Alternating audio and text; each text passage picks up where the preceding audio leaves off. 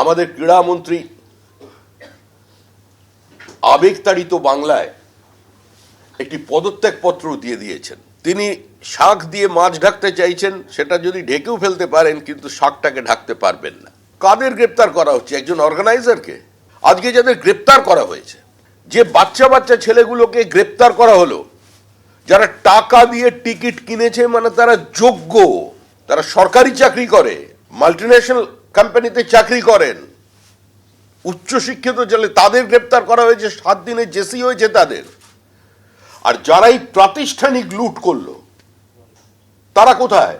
আর গত শনিবার যুব ভারতী ক্রীড়াঙ্গনে যে চূড়ান্ত বিশৃঙ্খলা সৃষ্টি হয়েছিল, যেখানে একেবারে দর্শকরা তাদের ক্ষোভ উগরে দিয়েছিলেন মেসিকে এক ঝলক দেখতে না পেয়ে, সেই যুব ভারতী কাণ্ডের তদন্তে গতকালই এসআইটি গঠন করা হয়েছিল। আর আজ যুব ভারতী ক্রীড়াঙ্গনে এসআইটির যারা তদন্তকারী আধিকারিকরা রয়েছেন তারা আজ গিয়েছিলেন।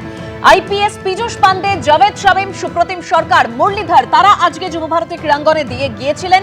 ঘটনাস্থল তারা পরিদর্শন করেছেন এবং ঠিক কি পরিস্থিতি যুব ভারতী ক্রীড়াঙ্গনে সেটা তারা খতিয়ে দেখেছেন।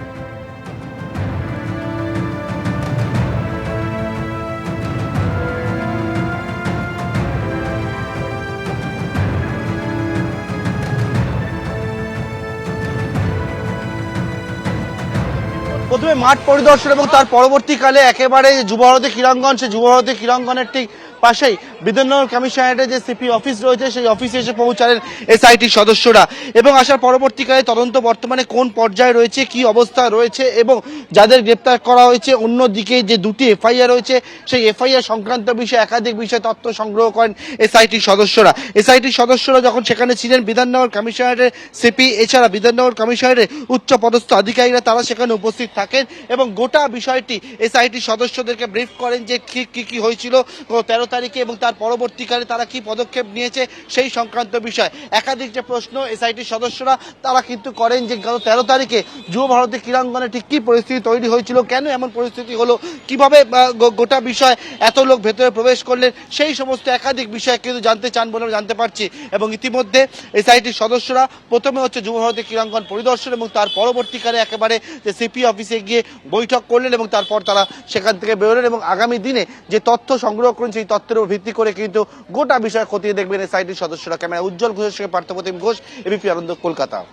আর এই এসআইটি গঠন করার আগেই যুব ভারতের ঘটনায় মমতা বন্দ্যোপাধ্যায় তিনি একটি তদন্ত কমিটি গড়ে দিয়েছিলেন, যেখানে নেতৃত্বে ছিলেন অবসরপ্রাপ্ত বিচারপতি। আর সেই তদন্ত কমিটির রিপোর্ট অনুযায়ী যুব ভারতী কাণ্ডে ডিজিপি রাজীব কুমারকে শোকজ করা হয়, বিধাননগরের সিপিকেও শোকজ করা হয়, রাজ্য পুলিশের ডিজি রাজীব কুমারকে শোকজ আজকের মধ্যেই জবাব তলব করা হয়েছে। এমনকি বিধাননগরের সিপি মুকেশ কুমারের কাছ থেকেও আজকের মধ্যে জবাব তলব করা হয়েছে। বিধাননগরের ডিসিপি অনিশ সরকারের বিরুদ্ধে বিভাগীয় তদন্তেরও নির্দেশ দেওয়া হয়েছে। দায়িত্বে গাফিলতির অভিযোগে অনিশ সরকারের বিরুদ্ধে বিভাগীয় তদন্ত, আর সেই তদন্ত শেষ না হওয়া পর্যন্ত ডিসিপি অনিশ সরকার সাসপেন্ড। ক্রীড়া দপ্তরের প্রধান সচিব রাজেশ কুমার সিনহাকেও শোকজ করা হয়েছে। যুব ভারতের দায়িত্ব থেকে সরানো হয়েছে অবসরপ্রাপ্ত আমলা দেবকুমার নন্দনকে। যুব ভারতী ক্রীড়াঙ্গনের সিইও দেবকুমার নন্দন, তাকে তার দায়িত্ব থেকে সরিয়ে দেওয়া হয়েছে।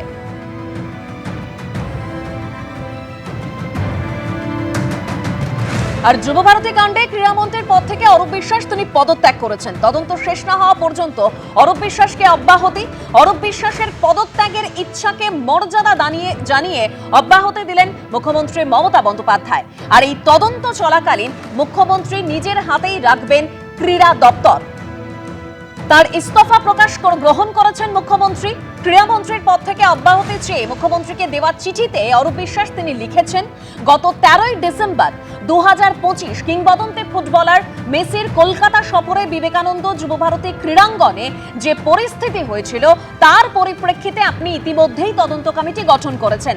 তাই নিরপেক্ষ তদন্তের স্বার্থে আমি ক্রীড়ামন্ত্রী হিসেবে আপনার কাছে অব্যাহতি চাইছি। আশা করি আপনি আমার এই অনুরোধ রাখবেন।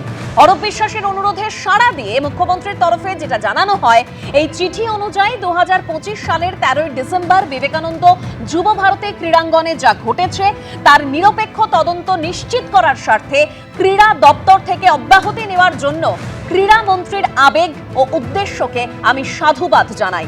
আমি মনে করি তিনি সম্পূর্ণরূপে সঠিক। নিরপেক্ষ তদন্ত শেষ না হওয়া পর্যন্ত আপাতত ক্রীড়া দপ্তরের দায়িত্ব আমার তত্ত্বাবধানেই থাকবে।